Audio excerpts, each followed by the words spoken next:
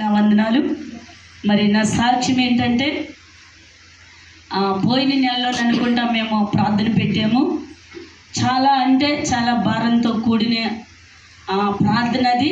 నేను చాలా అంటే దేవుని విషయంలో నేను ప్రతి క్షణము కూడా భయపడుతూనే ఉంటాను. ఒక్కరోజు కూడా నేను ప్రార్థన చేయకపోతే నాలో భయం కలుగుతుండేది. అయ్యా ఈరోజు నీకు నేను సమయం ఇవ్వలేదు, నా పిల్లలకి ఒకవేళ నా ఇంటి పనికి నేనేమైనా కేటాయించేనేమో అన్న భయం నాలో కలుగుతూ ఉంటుంది. తర్వాత మరి స్తుతి ఆరాధన జరిగింది, మీకు అందరికీ తెలుసు.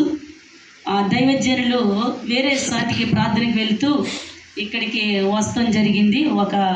ఆ రోజు 10 మంది దాకా వచ్చారు. ఇక్కడ నిలబడి మరి ప్రభాకర్ అయ్య గారు అలా ప్రార్థన చేశారు. అమ్మ పలానా రోజున మరి మీకు రక్షణ పొందిన రోజు కాబట్టి ఆ రోజు ఏర్పాటు చేసుకుందామంటే, అయ్యా మీరే చెప్పేస్తున్నారు, మేమైతే సిద్ధపడలేము, దేవుడే ఆ రోజు కార్యం చేస్తాడమ్మా, తప్పుకోకుండా మీరు నాకు ఆహ్వానాన్ని పంపిస్తారు అన్నారు. అది దేవుని చిత్తమై అన్నాను.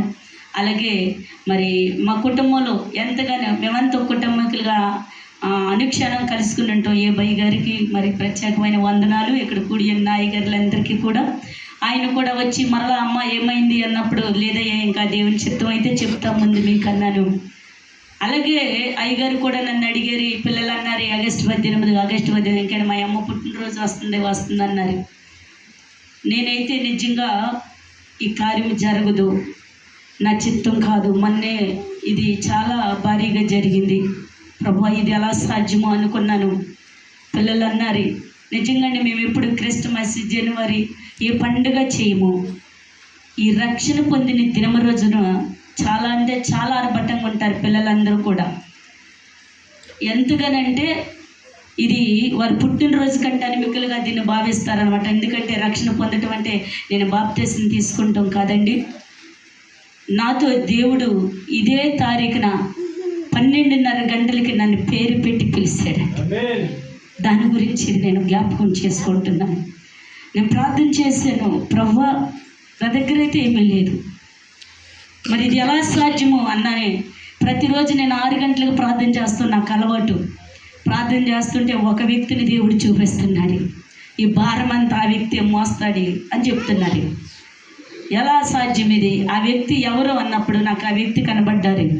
పిల్లలకి చెప్పా, పలాని వ్యక్తి ద్వారా ఈ కార్యం జరగబోతుంది అన్నప్పుడు 3 రోజులు ప్రార్థనలో దేవుడు చూపించారు.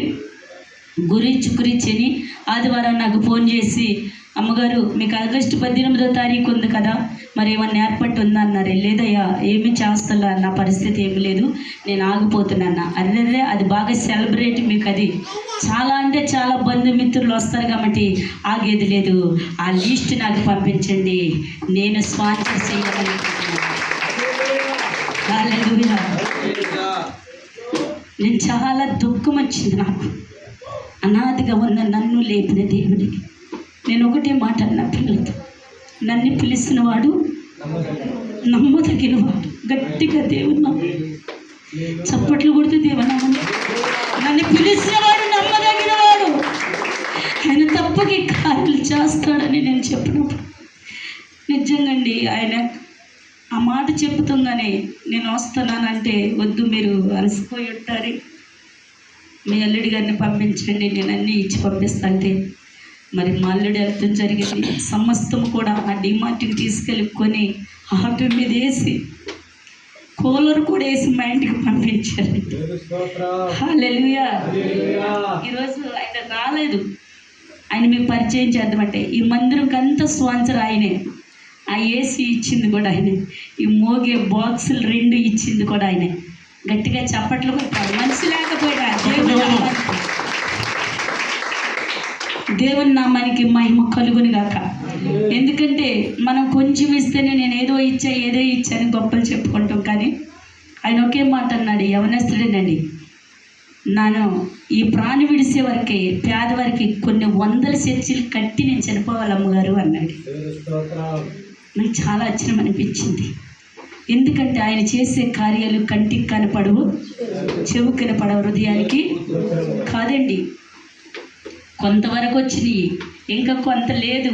ఇది ఎలా సాధ్యము? మరలా ప్రార్థన చేశాం, దేవుడే సమస్తాన్ని సమకూర్చాడు. హల్లెలూయా. మరలా అంతా సమకూర్చబడ్డాక ఉదయకాలంలో రాత్రి పిల్లలు ఆ టైం దాకా డెకరేషన్ చేస్తూనే ఉన్నారు. మా పిల్ల పట్టేసుకుని కుర్చీ లెక్క దిగండి. మా చిన్నమ్మాయి అండి ప్రెగ్నెంట్తో ఉండి డెకరేషన్ చేసిందండి. ఆమె కూడా క్లాస్ పోయి చాలా అంటే చాలా మరి ఈ ప్యానెల్ శుభ్రం చేయటం కానీ ప్రతి విషయంలో కూడా మరి మా మౌనకి ఎక్కడుందో ఆమె కూడా ఒకసారి మీరందరూ హృదయపూర్వకంగా క్లాస్ కట్టారు. హల్లెలూయా. ఒక రోబో లాగా చూడండి, ఇప్పుడే కొనుక్కొచ్చుకున్న ప్యానెల్ లాగా. దేవుని స్తోత్రం. సమస్తాన్ని దేవుడు అమర్చాడండి. ఎందుకంటే వాతావరణం బాగోలే, వర్షము. నేను దైవజనులకు కూడా ఫోన్ చేయలే, బాగా ఒకటే వర్షం. అయ్యగారు వచ్చారు, నా దగ్గర కూర్చున్నారు. ఆపివేద్దామా అన్నారు. నన్ను పిలిచిన వాడు నమ్మదగిన వాడు. హల్లెలూయా. నన్ను పిలిచిన వాడు నమ్మదగిన వాడు. వర్షమైనా ఏమైనా ఇది ఆగేది లేదు. ఇలాన మా అల్లుడు మా పెద్ద మెట్టక ఉల్లిపాయలు కట్ చేస్తున్నారు. మా అయ్యగారు వచ్చారు, ఏం చేద్దామని అన్నారు. ఇది ఆగేది కాదు, ఇంకెవరిని మాట్లాడించిన ఆగేది కాదు అని నమ్మదగిడనండి. ఎందుకంటే నా జీవితంలో చేసిన కార్యాలు మీకు అందరికీ తెలుసు. అలాగే మీ జీవితంలోనే నా దేవుడు చేయబోతున్నాడు. నిర్లక్ష్యం కలిగి ఉండకూడదు. ఆయన కార్యం చేస్తాను అంటే తప్పక చేయగల దేవుడు.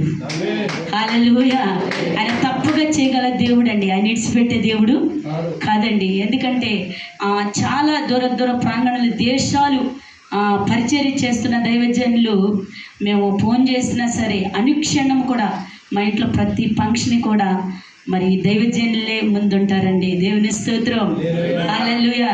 మరి మా చిన్నమ్మాయి వివాహ విషయంలో కూడా ఆయన ఫస్ట్ నుండి అనేవారు నేనే కుదిర్చి పెళ్లి చేస్తానని. అలాగే ఆయన కుదిర్చారు, ఆయన పెళ్లి చేశారు. ప్రతి విషయంలో కూడా ఆయన నడిపించాడు. ఎందుకంటే దేవుని కృప లేకుండా దీవెనలు అనేది రావు. నేను చెప్పే మాట ఏంటంటే ఆరాధనలో మనం నిలబడేటప్పుడు ప్రతి ఒక్కరు కళ్ళు మూసుకుని ప్రార్థన చేస్తే ఆయన అభిషేకం మన మీద దిగబడద్ది. నేను చాలామందిని గమనించా, ఆ పిల్లలు ఆరాధించేటప్పుడు వేళనిగా చూడవద్దు, కళ్ళు తెచ్చి చూడకూడదు.